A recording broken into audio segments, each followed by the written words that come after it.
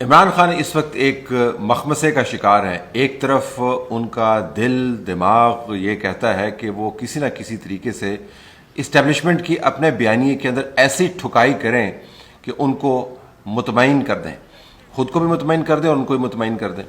دوسری طرف ان کو یہ بھی پتا ہے کہ بہت زیادہ ٹھکائی کرنے کی کوشش جو ہوگی وہ ان کے لیے سیاسی طور پر بہت خطرناک ہوگی. لہٰذا اس مخمصے میں عجیب و غریب قسم کے بیانات آپ کو نظر آتے ہیں، لیکن پھر بھی بین السطور اگر آپ دیکھیں تو آپ کو پتہ ہے کہ اس کا ہدف کیا ہے اس تمام بیانیے کا. ایک طرف عمران خان کہتے ہیں کہ فوج جو ہے وہ عمران خان سے زیادہ اہمیت کی حامل ہے، ہم فوج پر تنقید نہیں کرتے. دوسری طرف جو ان کے کل جلسے کے اندر بیانات ہیں، اگر ان سے بنی ہوئی آپ ہیڈ لائنز دیکھیں تو آپ کو پتہ چلے گا کہ عمران خان اصل میں بات کیا کر رہے ہیں. عمران خان کہہ رہے ہیں کہ میر جعفروں نے ان چوروں کو ہم پر مسلط کر دیا، اور ساتھ میر جعفر کی جو وہ تعریف کرتے ہیں، یعنی اس کی ڈیفینیشن جو کرتے ہیں، تعریف یہ نہیں کہ اس کو سراہتے ہیں، اس کی ڈیفینیشن کرتے ہیں وہ یہ کرتے ہیں کہ میر جعفر نے ذوالفقار علی بھٹو کو پھانسی دے دی. تو ذوالفقار علی بھٹو کو پھانسی دینے والا میر جعفر تاریخی طور پر دیکھے تو جنرل ضیاء الحق تھا. تو جب وہ یہاں پر یہ بات کرتے ہیں کہ میر جعفروں نے چوروں کو مسلط کر دیا تو بنیادی طور پر بات وہ وہی کر رہے ہیں جو ان کے دل میں ہے، لیکن چونکہ ان کو یہ بھی پتا ہے کہ کھلے بات کرنے پر نقصان ہو سکتا ہے تو تھوڑی سی اپنی طرف سے بات کو سطور میں چھپا کے کرتے ہیں، لیکن بیان پھر بھی جو ہے وہ چھپتا نہیں ہے. ساتھ وہ یہ بھی کہہ رہے ہیں کہ جن سے غلطی ہوئی وہ اس کا مداوع کریں جلد از جلد انتخابات کروا کے. اردو اخبارات کے اندر بھی یہ بیانات چھپے ہوئے ہیں. انگریزی اخبارات کی اگر آپ ہیڈ لائن اٹھا کے دیکھیں تو اس کے اندر بھی لکھا ہوا ہے Imran calls upon powers that be to make امینڈز.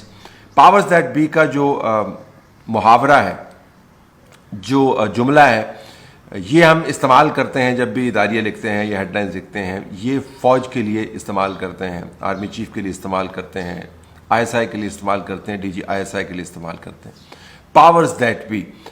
تو عمران خان کی بیان کی جو تشریح ہے یا اس کی جو سمجھ بوجھ ہے وہ اردو اور انگریزی اخبارات کے جتنے بھی مدیر ہیں ان کے لیے ایک ہی ہے. بنیادی طور پر وہ آرمی چیف کو کہہ رہے ہیں کہ آپ نے جو کیا آپ نے ٹھیک نہیں کیا، اب آپ اس کا مداوع کریں انتخابات کروا کے، اور انتخابات بھی ایسے کروائیں جو عمران خان کو طاقت میں لے کے آئیں. تو عمران خان کی جو لسٹ ہے وہ بڑی سادی سی ہے، دو نکات پر مبنی ہے کہ نمبر ایک مجھے ایسے نہیں نکالنا چاہیے تھا، نمبر دو انتخابات کروا کے جلدی سے مجھے واپس لے کے آئیں. تو دو نکات ہیں، اور جو پٹیشن کر رہے ہیں وہ فوج کے حوالے سے کر رہے ہیں.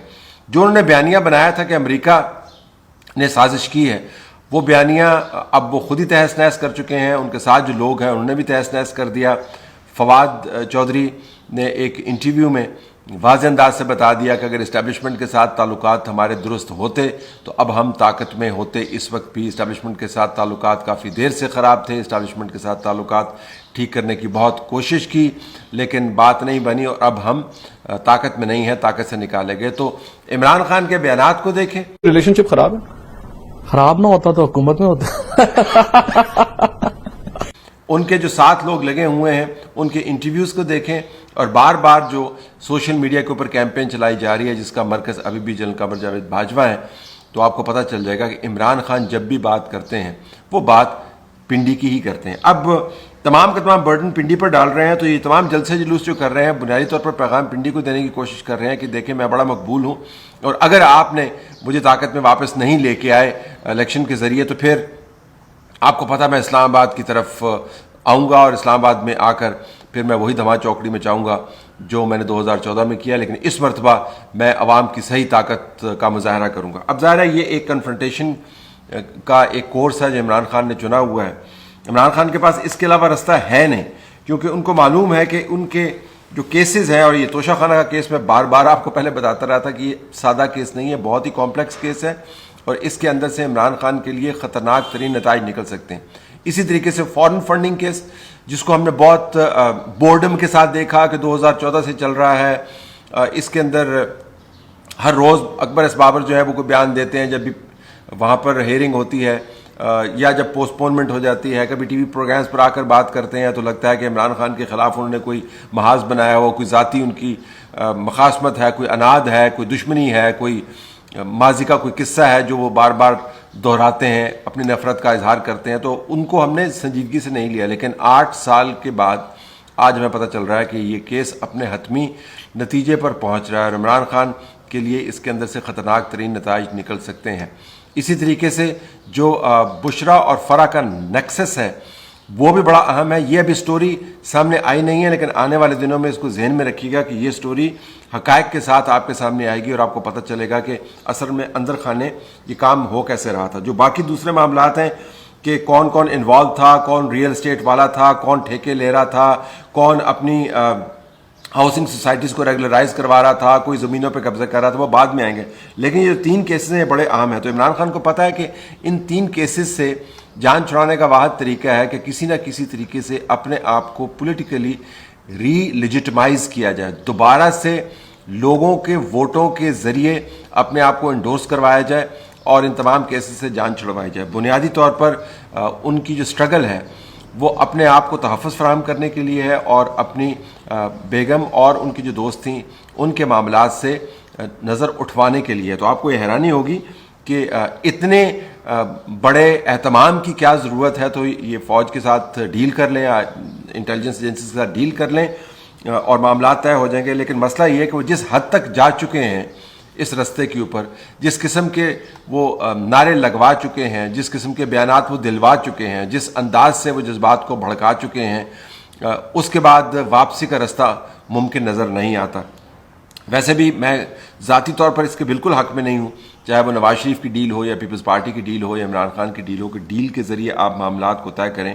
لیکن جب آپ نے نظام کو اس طریقے کا بنا دیا کہ ڈیل کے بغیر چارہ نہیں ہے, تو پھر جب دوسرے ڈیل کرتے ہیں تو آپ ان سے زیادہ ڈیل مانگتے ہوئے نظر آتے ہیں. جب آپ پنڈی کو کہتے ہیں کہ جی آپ الیکشن کروائیں, تو آپ بنیادی طور پر پنڈی کے مدد کی طلبگار ہیں. جب آپ کہتے ہیں کہ آپ نے ان لوگوں کو ہم پر مسلط کر دیا, تو آپ یہ کہتے ہیں کہ آپ اگر ہمارے ساتھ کھڑے رہتے تو یہ تبدیلی نہ آتی. جب آپ یہ کہتے ہیں کہ جو لوگ ہمارے مخالفین کے پیچھے کھڑے ہوئے ہیں ان کی وجہ سے سب کچھ ہوا, تو بڑا واضح ہے وہ یہ بتا رہے ہیں کہ ہمارے پیچھے سے ہٹ کے ان کے پیچھے آپ کے جا کے کھڑے ہو گئے, تبدیلی آ گئی. تو بنیادی طور پر پنڈی کے ساتھ انگیج کریں. پنڈی کے لیے معاملات طے کرنے کو بڑے سادہ سے ہیں. آج نیشنل سیکیورٹی کمیٹی کا اجلاس ہو رہا ہے. اس کے اندر ایک قصہ تو طے ہونے کو ہے, یعنی وہ قصہ جس کے اوپر عمران خان نے تمام اپنا کیس بلڈ کیا کہ کوئی خط آیا, اس کے اندر سازش تھی وغیرہ وغیرہ, وہ آپ نے سارا سنا ہوا ہے. تو نیشنل سیکیورٹی کمیٹی اس معاملے کو حتمی طور پر طے کر سکتی ہے. پچھلی نیشنل سیکیورٹی کمیٹی جب عمران خان بطور پرائم منسٹر بیٹھے تھے, اس کے بعد جو پریس ریلیز جاری ہوئی وہ جن منٹس آف دا میٹنگ کے اوپر مبنی تھی. منٹس آف دا میٹنگ سے مراد یہ ہے کہ جب ایک آفیشیل میٹنگ ہو رہی ہوتی ہے, اس کے اندر ایک باقاعدہ نوٹ ٹیکر ہوتا ہے, اور نوٹ ٹیکر سمری فارم کے اندر جس نے جو کچھ کہا ہوتا ہے, جس نے جو بیان کیا ہوتا ہے, جس کا جو سٹینڈ ہوتا ہے, اس کو وہ کاغذ کے اوپر تحریر کر لیتا ہے, اور پھر منٹس آف دا میٹنگ باقاعدہ اپروو ہوتی ہیں. ایسے نہیں ہے کہ میں وہاں پر بیٹھ کے سمری اگر بنا رہا ہوں تو اپنی مرضی کے معاملات میں طے کر کے کمیٹی کے منٹس کے اندر ڈال دوں. کمیٹی کے جو باقاعدہ منٹس ہوں گے اس قسم کی میٹنگ کے, وہ اپرووڈ ہوں گے. تو یہ بھی عین ممکن ہے کہ منٹس آف دا میٹنگ جو ہے وہ ریلیز کر دی جائے, تاکہ آپ کو پتہ چلے کہ سروسز چیفز کس جگہ پہ کھڑے ہیں, اس وقت کے وزیر اعظم عمران خان نے کیا کہا, نیشنل سیکیورٹی کے جو سے دوسرے لوگ ہیں انہوں نے کیا کہا, مختلف اور جو منسٹرز ہیں ان کا بیان اس کے اوپر کیا تھا. تو دودھ کا دودھ اور پانی کا پانی اس طریقے سے ہو جائے کہ منٹس کے اندر تمام چیزیں درج ہیں. تو ایک تو معاملہ ایسے طے کر سکتے ہیں. دوسرا, فارن آفس کے اندر سے بھی وہ جو امبیسڈر صاحب ہیں ان سے میرے خیال میں بہت ضروری ہے تحقیق کر کے بیان دلوانے کی. حقائق پر مبنی ضرورت ہے, اور یہ پولیٹیکل بیان نہیں ہو سکتا. یہ نہیں ہے کہ چونکہ حکومت تبدیل ہو گئی ہے تو ان پر آپ زور ڈالیں اور ان کو کہیں کہ اس حکومت کے حق میں بیان دو. جو سیکرٹری خارجہ ہیں ان کو یہ لیڈ لینی چاہیے.